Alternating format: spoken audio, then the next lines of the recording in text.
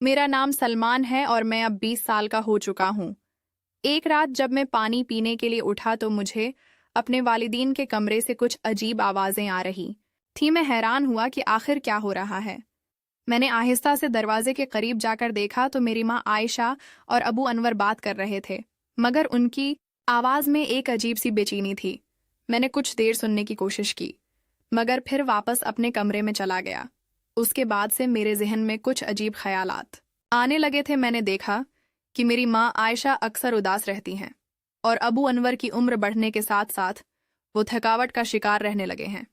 एक दिन जब माँ आयशा कज़न्स की शादी के लिए तैयार हो रही थीं तो उन्होंने सरख रंग का जोड़ा पहन रखा था। मैंने देखा कि माँ आयशा बहुत खूबसूरत लग रही थीं। मैंने उनकी मदद की और लॉकेट बंद कर दिया। माँ आयशा ने मुस्कुराकर मुझे देखा और कहा, अब तुम भी बड़े हो गए हो सलमान। शादी के फंक्शन से वापस आकर अबू अनवर थके हुए सो गए थे। माँ आयशा बाहर चारपाई पर लेटी हुई थी। मैंने जाकर उनसे बात की और कहा, माँ आप उदास क्यों रहती हैं? माँ आयशा ने मुझे देखा और कहा, बेटा जिंदगी में कुछ बातें होती हैं जो समझना मुश्किल होता है। मैंने माँ आयशा को तसल्ली दी और कहा, माँ मैं हूं ना, आपकी हर मुश्किल में आपका साथ दूंगा। इस रात में देर तक जागता रहा और सोचता रहा कि माँ आयशा की उदासी का क्या सबब है।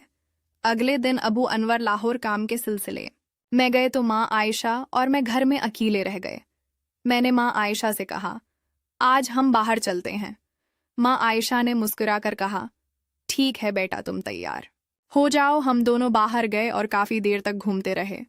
माँ आयशा बहुत खुश नजर आ रही थीं। वापस आकर हमने बातों का सिलसिला जारी रखा। माँ आयशा ने मुझे बताया कि अबू अनवर की मसरूफियात की वजह से वो अक्सर तन्हा महसूस करती हैं। मैंने माँ आयशा को तसल्ली दी कि अब से मैं आपका ख्याल रखूंगा। इस दिन के बाद हमारा रिश्ता और भी करीब हो गया।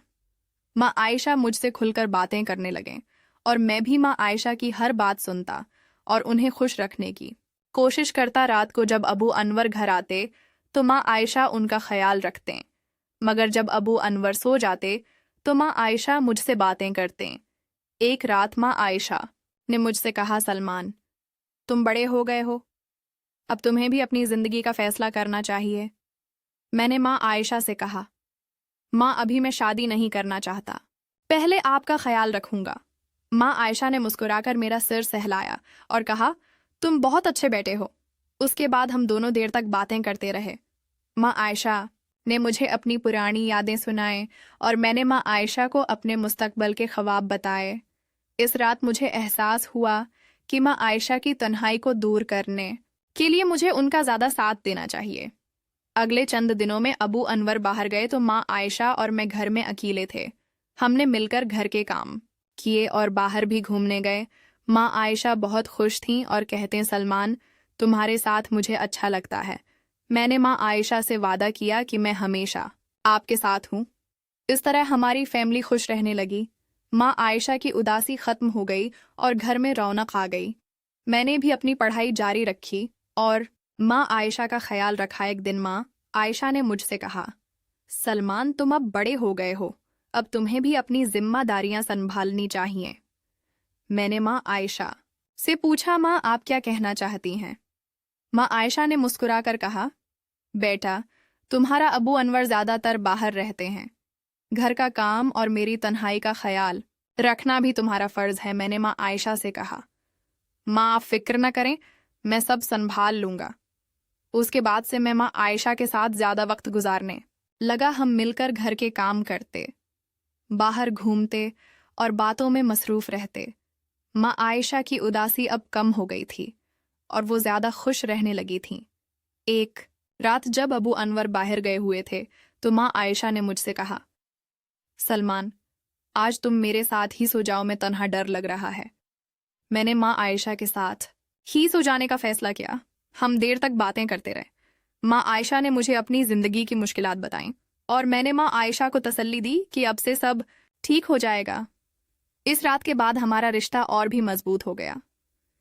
माँ आयशा मुझे अपना भरोसामंद समझने लगे और मैं भी माँ आयशा की हर बात का ख्याल रखने लगा।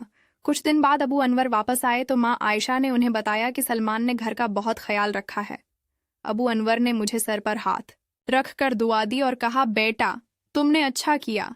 अब से तुम घर के कामों में माँ आयशा का हाथ बटाया करो। मैंने हाँ, मैं सर हिला दिया और माँ आयशा की मदद करता रहा। माँ आयशा अब मुझसे खुलकर बातें करती और कहती, सलमान तुम्हारे बगैर मुझे अच्छा नहीं लगता।